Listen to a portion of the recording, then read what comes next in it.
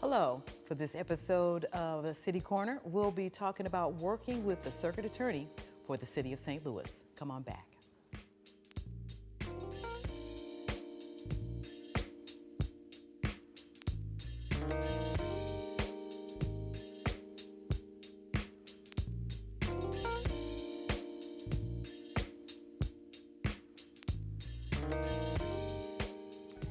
Welcome back to our studios here for City Corner. I'm Robin Boyce, and in the studio with me this morning is the Circuit Attorney for the City of St. Louis, Ms. Kimberly Gardner. How are you? Fine, thank you. I'm so glad you could come and join us. I've been trying to get you on the program for some time now.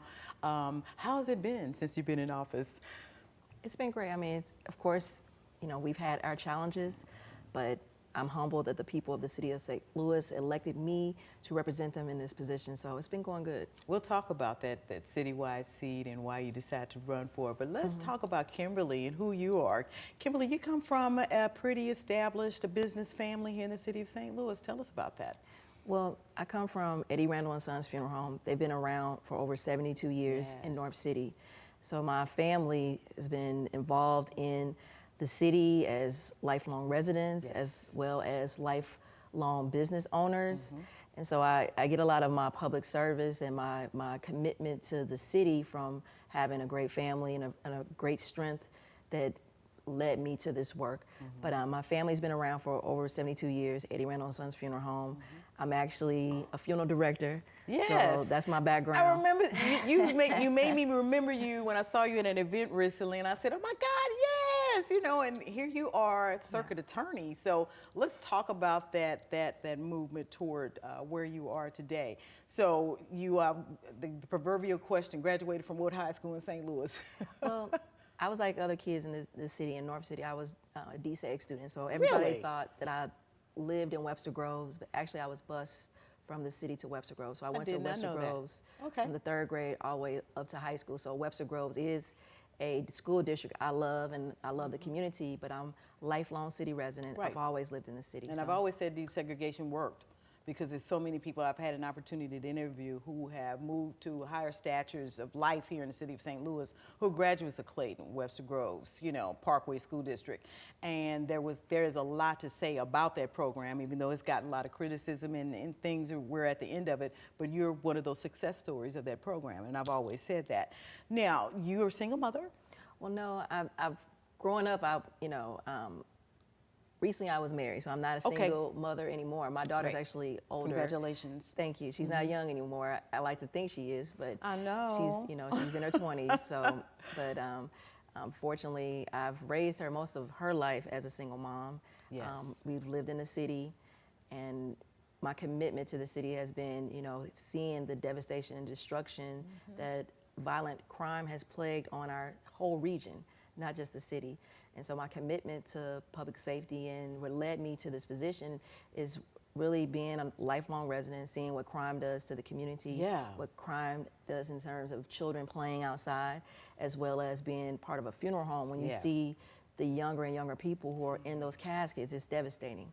And that led me to, one, go into law because I wanted to help the community, as well as be a funeral director. But you're also a nurse, right? And then I became a nurse, but before I was an assistant circuit attorney. So my passion from public service began when I was a line attorney in the office that I ended up running later on down the line, but seeing the devastation and destruction of violent crime, as well as addiction, mental health illness, lack of jobs, lack of education. We would see young people, and they would be young people because they were 17, 18, and as a prosecutor, I mean, you were pursuing justice against those individuals for certain crimes they broke. But what I saw was a repeat cycle of the systemic issues that forced them into the system. And I said I wanted to address that. So that fueled my passion for public service. So I ran for office. I was also a state legislator. Right, exactly, yes. I ran the first time when I was an assistant, lost, but then later on, I won, so I was a state legislator for 2 terms before I ran for this office. So you had how many years in Jefferson City? 4 years. About 4 years in Jefferson City, okay. Yes, but before then, I did my stint with the Assistant Circuit Attorney's Office, tried many cases, saw the devastation and destruction, and I knew we needed to do better. We can't prosecute our way out of this. We can't arrest our way out of this. So that's why I went to nursing school, because I saw a lot of the mental illness. I saw a lot of the addiction. I saw a lot of the hopelessness that fuels the criminal justice system. And I always say crime is a public health crisis. And so that worked right in line with me pursuing justice for the citizens of the city of St. Louis. So that all really led you to wanting to do something about the situation, and you took the prosecuting side rather than the defense side, because people, as Hollywood fixes it up, makes it look like the defense attorneys, like the show The Practice and some of the other legal type shows, they make it look like that defense attorneys have these glorified jobs where they really are helping the community. But the circuit attorney's office does that as well. Well, I actually did both. I mean, I was working with a private attorney, defense attorney, that I learned both sides. But what he told me is, if you want to learn how to pursue justice in the law, you need to go to the prosecutor's office. And that's what I did, because I was like everybody else. Everybody wants to be the defender, yes, defend people. Yes. But actually what I learned is that prosecutors have more discretion, and the prosecutors decide who you charge, what you charge. And that's powerful, because those are the individuals that make decisions every day on people's lives and how we affect those lives. So it's very important. Do you think that's why, because you have that discretion and that you're able to make some pretty powerful decisions that can affect this community in a positive manner, do you think that's what's going on with reference to some of the pretty controversial cases that you've had to deal with and cover? It seems as though certain press have come after you in a very negative manner, saying she can't do this or she can't do that. And also the police department has not been the best friend to you that we would expect for them to be, I mean, as residents who are looking at this situation. Well, just to say, you know, as a prosecutor, you're about pursuing justice, and justice is about pursuing justice for anyone who's affected by the criminal justice system. That's justice for the community, that's justice for that defendant, because we are in a different position. We have to make sure justice is pursued for everyone inside that courtroom. That's a little bit different than the defense side, where they're just representing that client on that incident, but we have to defend the whole system. So that's the power of a prosecutor. But when we talk about a prosecutor and how they have to pursue justice, you know, you're gonna make many people mad. If a prosecutor is winning a popularity contest, that's not an effective prosecutor. Right. So those adversary relationships in terms of issues in the community, as well as issues with some members on the police department, that is a normal tension. But okay, but that's normal. You that's usually normal. see, okay, that's something that we would normally see in any case, regardless who is in the position. Yes. At the time that you've got those kind of issues with the police department. But of course, you know, there have been some rhetoric and some divisiveness by some members of certain groups that are, you know, are not good for the whole community. You know what I mean? Like the St. Louis Police Officer Union that continues to put out misinformation that is, to me, divisive, and it makes all of us unsafe. Right, and because as a regular resident, you don't know what's going on. You're taking the word of someone who calls himself an authority that the media will talk to, put the microphone, and they'll start speaking. Then you've got, like you said, that misinformation out there. Then you come along and you have to cover every step of what's going on out there so that people are informed properly. And I think that that's what's key, is that we want to get the right information, but as a prosecutor, you're very limited in what you can respond to. So a lot of times we have to be very cautious, because we're under ethical rules that make it difficult for my office and myself to respond to everything that's out there, because a lot of the things that people are talking about may be an open investigation or an open case. So we have to be very, you know, we have to be very measured at most times. But what I can say is about pursuing justice, and justice takes many forms. Sometimes justice is a person in a diversion program. Sometimes justice is, you know, we have to go through the regular system where we're holding that person accountable through a trial. But it's about pursuing justice for individuals that come into the criminal justice system. And sometimes as prosecutors, we have to understand that we have to utilize many different tools to pursue justice. How many prosecutors do you have that work in your office? 60 prosecutors. 60? Yes. Do we have that many cases going on within the city of St. Louis that are? We pursue over 3,000 cases a year. We issue 3,000 cases a year. We try more cases than any other jurisdiction. We are the one jurisdiction. It's 115 total prosecutors around the state of Missouri. We try more cases than anybody. Why is that? Well, In one, your because, opinion? well, I think it's not just in our opinion. Our jurisdiction sees more violent crime as well Okay. as crime in general. And I think that, Okay. you know, we have always tried more cases. It's not just when Kim Gardner got into office. No, This has always no. been what has happened. And I believe that, you know, we work hard, and some jurisdictions don't even try as many cases. So is it because of that violent crime is down in those areas, or they're No. just not pursuing them, or because I mean in some cases folks. But we also have about 1,200 police officers in our jurisdiction also, Okay. versus where someone else may have less numbers of officers. So it also depends on the cases that the police bring our office. And that's why when we talk about reforming a broken system, we also have to understand that the system does not start just with me. It starts with an arrest, and it starts with the prosecutor making Right. the decisions of what should come into the system and what should be dealt with in an alternative way. Now, what is your philosophy or your approach for criminal justice, and how does it compare or contrast with other approaches locally or nationally in the past and present at this time? Well, like I said, my philosophy is crime is a public health crisis. Yeah, And when we it look is. at crime, we have to really reduce violent crime and the harms and the ills of crime. We have to look at the root cause of crime. We have to look at the lack of mental health services that we have in our region. We're hearing that finally a lot more these days coming from legislators, from politicians, from different people, that it's not so much, and for nonprofit organizations like A Better Family Life, it's not so much about the arrest or throwing the individual in jail. They need care. Well, and then it's just not care. We actually have to deliver that care at a period of time. We cannot longer wait and refer people to certain organizations. See, it's a Okay. difference. See, we see everyone. We have people with the health crisis, mental health, addiction. We have a person that has lack of jobs, lack of opportunity, many different issues that fuel why that person comes to the system. So as a prosecutor and as the person who is charged with public safety, I'm the only elected official charged with public safety. And our belief and my motto, it's a harm reduction model. And to reduce harm is to bring services at the point where that person enters the system. So we have SLATE to get that person a job. We have those counselors to get to deal with that mental health crisis and addiction crisis. We have Sit up there right on site. right on site, right in the office of the prosecutors. No longer are we just referring, we're bringing that in-house. That really makes a difference. We're going to talk more about it in the second half of the show, what your office does and some of the things you like to see happen, because this is a very important issue that the community really needs to know what it is you do. Come on back with us. We've got a lot more great information on what the Circuit Attorney's Office does and how you can get involved.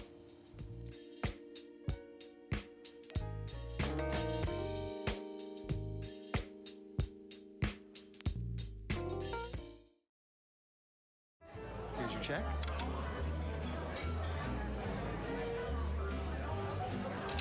Oh, you got it. You know, since I got rid of my car, I really enjoy walking. Okay. Got it. No?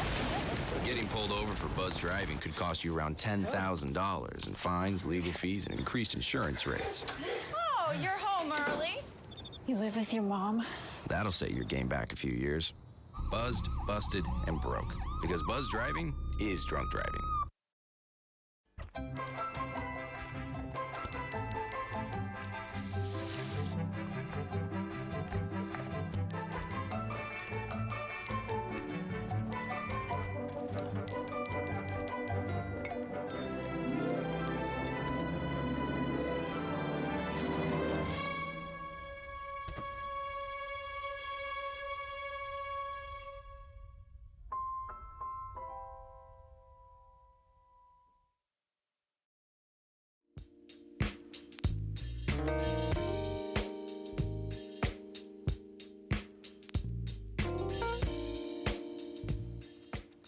Hi, I'm Robin Boyce for City Corner. I'm back in the studios with our Circuit Attorney, Ms. Kimberly Gardner. Thank you again for coming in and talking with us about the office. So many things that you do in the office. There are several programs that you support down there. A child support unit, I did not know that came through your office. The child support unit, the Community Partnership Bureau, Crime Strategies Unit, Felony Trial Unit, Misdemeanor Unit, Special Victims Unit, Victim Services Unit, and the warrant offices. Also, I found this very interesting, the Community Partnership Bureau, which I believe started sometime before your time. But what does that office do, or that program do? Well, we have a community engagement partnership director, and what we're doing is, instead of us just going to meetings and talking about it, like we have some of the community meetings, like the police say, number of arrests, number of crimes. What we're trying to do to engage the community from the prosecutor standpoint is prevention of crime. And how we prevent crime is to go out and really understand what are the issues in the community, but at the same time, we have to bridge the gap of law enforcement and mistrust with the system. And it's not just at the community meetings that are important, but in addition is to actually go out into the community and talk to people who are not in the meetings. Because a lot of times the people affected with crime are not at the vigilant people who are at the meetings, they're actually in their houses. Right. So it's to go out, it's to engage people where they are, where they're at, and ask them, what do you need? But not just what you need when something happens, what do you need before something happens? So we create programs working with the schools, where we are in schools right now in 3 schools, Yateman, Walbridge, and Carnahan. Excellent. We're doing a diversion kind of program where we're not there as a circuit attorney. We're actually there to look at how we can address the hopelessness of young kids that are recruited into crime. But we want to engage them earlier so we can address reducing that population who are more likely to be victims of crime and more likely go to the juvenile as well as the adult system. So we're getting them early to engage them in a non-threatening way, non-law enforcement way, and to be there and to give them the tools to have hope to go on with school, hope to how to deal with some of the chaos in our communities that we have to address, because that's what is crime prevention, is to prevent that next young person from going into crime as well as being a victim of crime. So education is very important for your department? As well as mental health and counseling that we deliver to the young people. So that's funding that's going to be needed in those areas so that your office can then hire those individuals to be there for your department and for those individuals that you're working with? Or, I mean, I'm just trying to help in maneuvering what you need to make that happen. Of course, funding, we always need funding to keep these programs going, but what we're doing is reshifting some of our resources and to work with the public schools and their resources to address how do we keep these young people safe who are more likely to be victims of crime as well as perpetrators of crime later on down the road. And we're working with Dr. Adams, we're working with some of the resources in the schools as well as bringing our own resources of mentors and social workers and different things to address the cycle of hopelessness that we're trying to prevent. Because the cycle of violence is once first you're a victim, then once a victim, now you become a defendant and you're victimized all over again. So we have to break that cycle. And how we do that is not about the number of arrests. Number of the people we put in the system is actually showing people we care. We care and we have concern about your well-being, because that's the well-being of the community, and that bridges the gap of law enforcement in the community, and we have to do more of that. So we're doing a pilot program working with these young individuals as well as trying to work to bring their family, to make them involved, to address some of the issues of the family, because that's also a important and that's building that trust. And that's building trust, but at the same time is addressing the violence that we see in our communities, because violence it starts with inside the home, as well as it's perpetuated in the community, and we have to break that cycle. So it's for us to get out on the street and to do the hard work. It's not a pretty situation, it's not a quick fix solution, and there's no one organization that can address that. But what we have to have is we have to, as a city, talk about funding these programs like this, because those are, when you talk about reducing crime and making us all safe, Those are the individuals and those are programs that make us safe. When we look at, before I took office, I went around to different parts of the country to look at programs. And I went to California, New York, Milwaukee. In Milwaukee, which is a similarly situated city, and they have over 90% of their total caseloads, they are screened for diversion. Even some of the serious cases. They took a lot of they have over 76% of their caseload. This is the prosecutor's office. Okay. They're doing diversion. The prosecutor-led diversion. This is not court, this is prosecutor-led diversion. They've been doing this for over 5 years. And how's that program working for them? Their recidivism rate is less than 7.7%. Violent crime has gone down. Excellent. Huge in Milwaukee. So we in this city have to reimagine criminal justice and reform. And how we do that is we have to get away from a number of arrests and how many people you prosecute, because that has not made our city safer. I've lived in the city all my life. Right. And I want to know, how have we made our city safer? We've been #1 in incarceration, just in the city of St. Louis. Yes, you have. We incarcerate more people than actual countries Yeah. in the city alone. How have we made our city safer? We have not. So we have to do things differently, and we have to start educating the community as well as people who have been affected by crime, because that is the key. Victims of crime, they're traumatized. Right. We bring this trauma-informed counseling within our office because we see that to address being a victim or a witness of crime is traumatizing. Let's talk about that.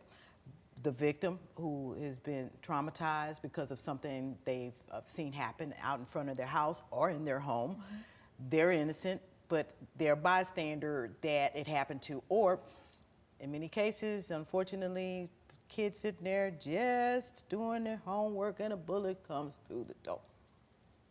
That's a victim. Everybody involved with that sad situation is a victim. Yep. Now, one of the biggest issues I understand that you have right now are witness protection programs or funding for that, so that those individuals can say, hey, I know who did that, but I'm afraid to, because I think there's going to be some repercussions and consequences if I say something, which is really the big deal out here, snitches and stitches, and you're going to go down. How and what are you doing to try to smooth that out for the residents in the community who truly are good people and want this thing to stop? What can they do to help you? What can they do to help the judges? Well, I think it's about helping the community in terms of a victim or a witness. One, we have to deliver service so they'll feel comfortable. And if that person does not feel comfortable, we have to understand, we have to bridge the gap of mistrust of the whole criminal justice system. So we're all at fault for that mistrust. So that's why we are out in the community. We're not just the prosecutor when somebody is out there doing something.